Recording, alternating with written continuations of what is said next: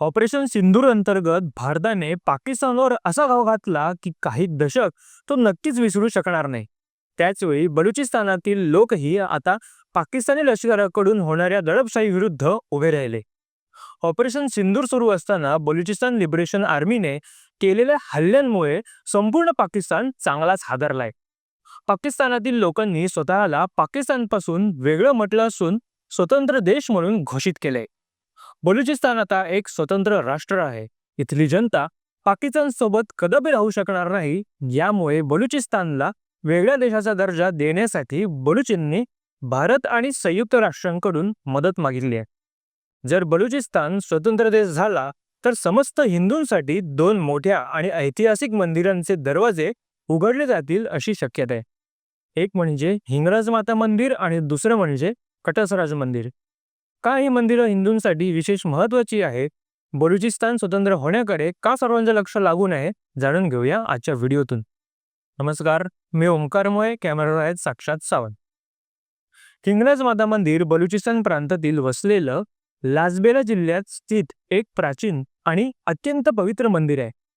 हिंदू धर्मातील 51 शक्तिपीठांपैकी हे एक मंदिर आहे. त्यास हिंगराज शक्तिपीठ म्हणूनही ओळखलं जातं. असं मानलं जातं की माता सतीच्या निधनानंतर भगवान शिव सतीचे शरीर घेऊन त्रैलोक्यात भ्रमण करत होते. त्यावेळी सतीच्या शरीराचे विविध अवयव ज्या ज्या ठिकाणी पडले तिथे शक्तिपीठांची निर्मिती झाली. हिंगराज हे ते ठिकाण आहे जिथे माता सतीचं मस्तक म्हणजे शिर पडलं ते ठिकाण. हे मंदिर हिंगोली नदीच्या काठावर वसले असून सर्व बाजूंनी टेकड्यांनी वेढलेले आहे. येथील देवीची पूजा हिंगलाज देवी किंवा नानीमा म्हणूनही केली जाते आणि विशेषतः सिंधी आणि बलूच हिंदू समुदायांमध्ये तिचे विशेष महत्त्व आहे. या ठिकाणचे वैशिष्ट्य म्हणजे मुस्लिम समुदायातील काही लोकही येथे मोठ्या श्रद्धेने येतात आणि देवीला नानी पीर मानतात. हिंगलाज यात्रा ही एक कठीण पण आध्यात्मिकदृष्ट्या खूप महत्त्वाची यात्रा मानली जाते. याला हिंगलाज तीर्थयात्रा असेही म्हणतात. यासोबतच पाकिस्तानच्या पंजाब प्रांतातील चकवाल येथे असलेलं कटसराज शिव मंदिर हे देखील खूप ऐतिहासिक आणि प्राचीन मंदिर आहे. भारत पाकिस्तान तणावामुळे येथे हिंदूंची पोहोच जवळजवळ नगण्य आहे, परंतु बलुचिस्तानच्या निर्मितीसह येथे हिंदूंना नक्कीच प्रवेश मिळू शकतो.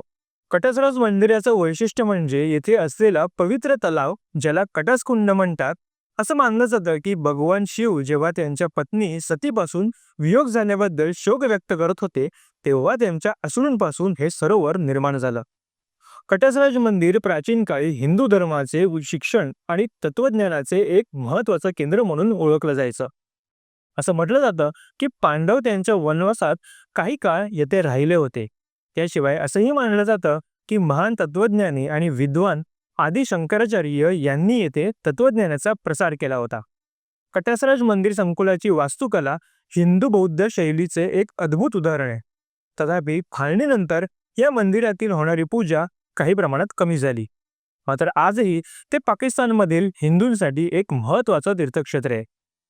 1659 मध्ये जेव्हा औरंगजेब दिल्लीचा शासक बनला तेव्हा त्याची सत्ता इराण सीमेपर्यंत पसरली होती. दक्षिण भारतात छत्रपती शिवरायांकडून औरंगजेबाला मोठा विरोध होता. मुघलांना मराठ्यांशी अनेक लढाया कराव्या लागल्या. ह्याचा फायदा घेत बलूच सरदारांनी औरंगजेब विरुद्ध बंड पुकारलं. मीर अहमद या बलूच नेत्याने त्याचे नेतृत्व स्वीकारलं होतं. 1666 मध्ये मीर अहमदने कलात आणि क्वेटा हे भाग जिंकले. बलूचांनी औरंगजेबाकडून बलुचिस्तानचे भाग स्वतंत्र केले. मीर यार नामक एका मोठ्या बलूच नेत्याने बलुचिस्तानला पाकिस्तानपासून स्वतंत्र देण्याची औपचारिक घोषणा केल्यापासून अनेकांचे लक्ष आता बलुचिस्तानकडे लागून आहे. बलुचिस्तान स्वतंत्र झाल्यास भारतातील हिंदू संस्कृतीचाही अधिक विस्तार होईल आणि यामुळे भारत आणि बलुचिस्तानचे संबंध अधिक घनिष्ठ होतील. काय वाटतं तुम्हाला हे आम्हाला कमेंटमधून नक्की कळवा.